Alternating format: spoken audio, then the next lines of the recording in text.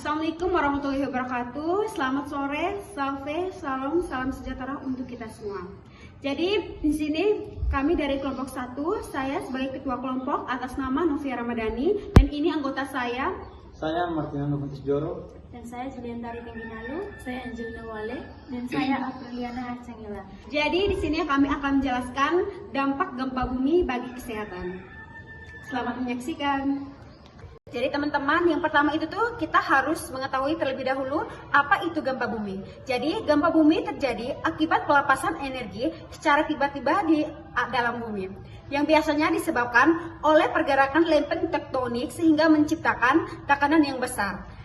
Ketika tekanan ini melebihi batas elastis bantuan di sekitarnya, energi dilepaskan dalam bentuk getaran atau gelombang seismik yang kemudian kita rasakan sebagai gempa bumi.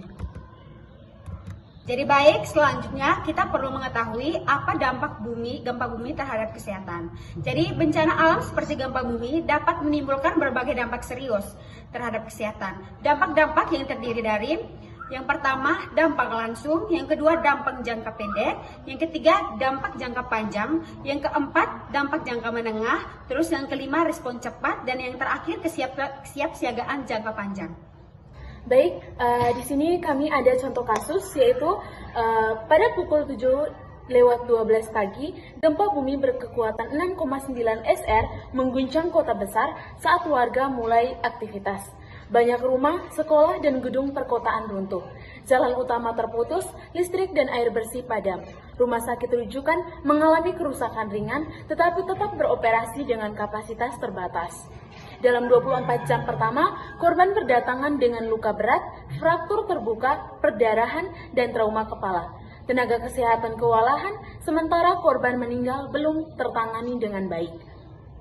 Hari kedua hingga minggu pertama, korban selamat tinggal di pengungsian dengan sanitasi terbatas. Luka terbuka mulai terinfeksi, kasus ispa dan diare meningkat. Anak-anak mengalami ketakutan berlebihan, sulit tidur dan menangis terus-menerus. Dalam beberapa bulan, korban dengan cedera berat membutuhkan rehabilitasi jangka panjang. Aktivitas ekonomi terhenti, gizi masyarakat menurun, dan gangguan psikologis mulai menetap. Setahun setelah kejadian, sebagian penyintas mengalami distabilitas permanen dan gangguan mental kronis. Pemerintah daerah mulai memperkuat sistem kesiapsiagaan melalui pembangunan rumah tahan gempa, peningkatan kapasitas fasilitas kesehatan, serta simulasi evakuasi rutin. Nah, jadi teman-teman, berdasarkan kasus ini, kami akan menjelaskan dampak-dampaknya, mulai dari dampak langsung, dampak jangka pendek, dampak jangka menengah, dampak jangka panjang, respon cepat, dan kesiapsiagaan. Yang pertama ada dampak langsung. Jadi dampak langsung adalah dampak yang terjadi saat dan segera setelah bencana gempa bumi. Biasanya terjadi 0-24 jam. Yang pertama itu dampak-dampak yang terjadi. Yang pertama, banyak bangunan runtuh, misalnya rumah, sekolah, kantor, maupun fasilitas kesehatan. Kemudian yang kedua itu jalan terputus, listriknya padam, dan air bersih mulai terbatas. Kemudian yang ketiga itu korban luka berat, ada fraktur atau patah tulang terbuka, perdarahan, dan trauma kepala. Dari dampak gempa bumi ini juga dapat menyebabkan korban meninggal. Dan juga rumah sakit kewalahan karena banyaknya pasien dan jumlah tenaga kesehatan yang terbatas. Dan yang keenam itu kepanikan dan trauma akut pada masyarakat. Biasanya kepanikan dan trauma ini terjadi akibat gempa bumi yang membuat masyarakat ketakutan. Yang kedua, dampak jangka pendek. Dampak jangka pendek adalah dampak yang terjadi beberapa hari hingga minggu setelah bencana. Biasanya berkaitan dengan kondisi lingkungan dan sosial pasca bencana. Yang pertama yaitu pengungsian dengan sanitasi terbatas. Yang kedua, infeksi luka bakar. Biasanya infeksi ini terjadi karena korban tidak segera ditolong. Yang ketiga itu peningkatan kasus ispa dan diare. Yang keempat, kekurangan air bersih dan makanan. Dan yang kelima, anak-anak mengalami ketakutan, sulit tidur, dan menangis terus-menerus. Jadi yang ketiga, dampak jangka menengah. Yaitu dampak jangka menengah terjadi setelah beberapa bulan. Yang pertama, korban cedera berat butuh rehabilitasi. Yaitu korban yang luka parah masih perlu perawatan lanjut seperti fisioterapi agar bisa pulih dan kembali beraktivitas. Yang kedua, aktivitas ekonomi menurun. Yaitu banyak usaha dan tempat kerja rusak sehingga pendapatan masyarakat berkurang dan perekonomian belum stabil. Terus yang ketiga, gangguan psikologis mulai menetap, yaitu sebagian korban mengalami trauma, takut atau stres berkepanjangan akibat kejadian gempa bumi.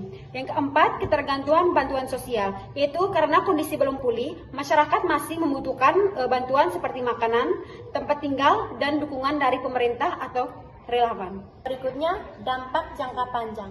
Dampak jangka panjang mencakup konsekuensi kesehatan kronis dan perubahan signifikan pada sistem kesehatan. Yang pertama, disabilitas permanen. Terus yang kedua, gangguan mental kronis atau PTSD atau depresi. Terus yang ketiga, perubahan sosial dan ekonomi masyarakat.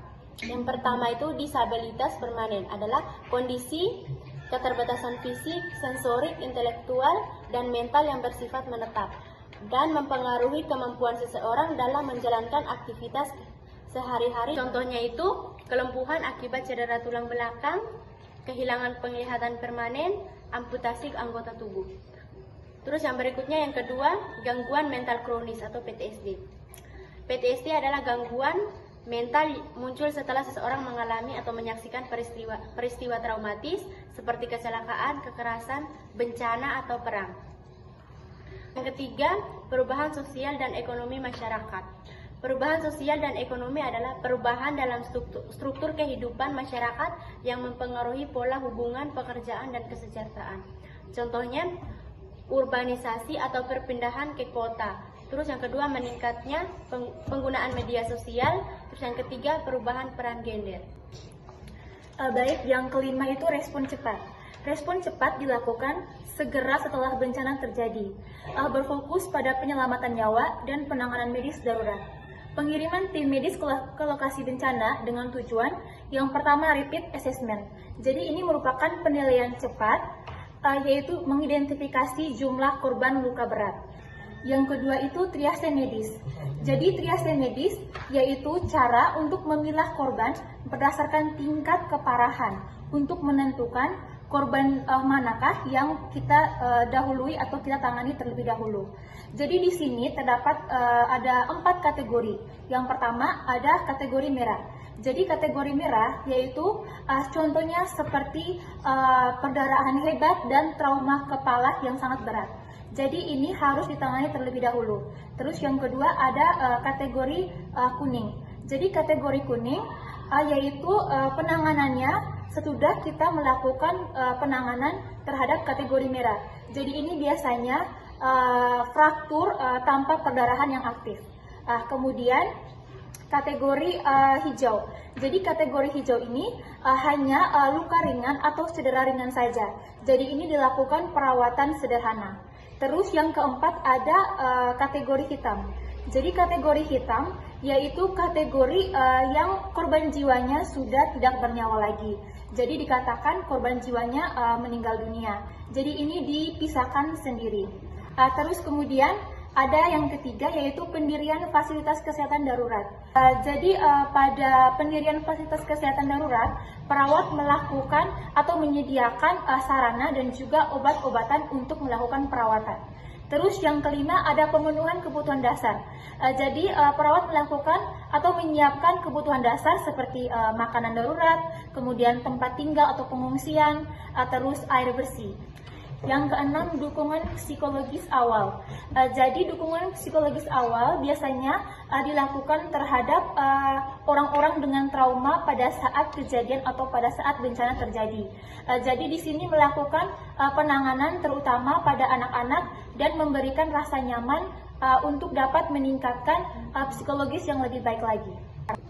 Baik, yang keenam, kesiapsiagaan jangka panjang. Kesiapsiagaan adalah upaya sistematis yang dilakukan sebelum bencana terjadi untuk membangun kapasitas dalam menghadapi potensi dampak di masa depan. Kesiapsiagaan juga dilakukan setelah bencana terjadi agar lebih siap menghadapi bencana jika terjadi lagi. Yang pertama itu analisis risiko dan pemetaan bencana. Yang pertama itu analisis risiko. Analisis risiko itu mengkaji jenis bencana yang mungkin terjadi seperti gempa, yang berisiko dan seberapa besar dampaknya. Yang kedua itu pemetaan bencana. Itu membuat peta daerah rawan bencana untuk menunjukkan lokasi aman, jalur evakuasi dan wilayah berbahaya. Dua, simulasi evakuasi rutin. Simulasi evakuasi rutin adalah latihan penyelamatan dilakukan secara berkala untuk melatih masyarakat agar tahu cara menyelamatkan diri dengan cepat dan benar saat bencana terjadi. Seperti melatih cara keluar dari area berbahaya menuju tempat aman. Yang kedua, mengenalkan jalur evakuasi dan titik kumpul. Yang ketiga, melatih kesiapan dan kerjasama saat keadaan darurat. Yang ketiga, pembangunan rumah dan fasilitas tahan gempa.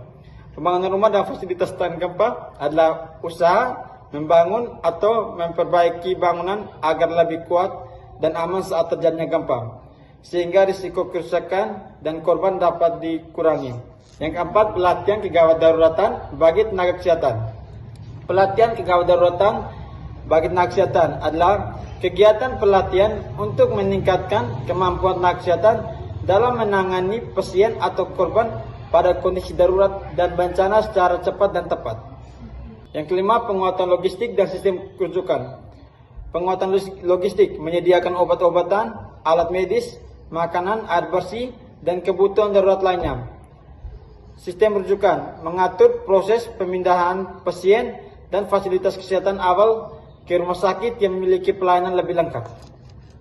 6. Program rehabilitasi dan dukungan psikososial. Rehabilitasi, pemulihan kondisi fisik korban seperti perawat kesehatan, terapi, dan pemulihan fungsi tubuh. Dukungan psikososial memberikan pendampingan emosional, konseling, dan dukungan agar korban tidak mengalami stres atau trauma berkepanjangan. Baik teman-teman, jadi kesimpulannya bahwa gempa bumi sangat berpengaruh terhadap masyarakat. Yang pertama itu bisa menimbulkan banyak korban jiwa, kemudian kerugian dan kerusakan infrastruktur, serta berdampak bagi kesehatan baik secara fisik maupun psikologis. Sekian presentasi dari kami, terima kasih.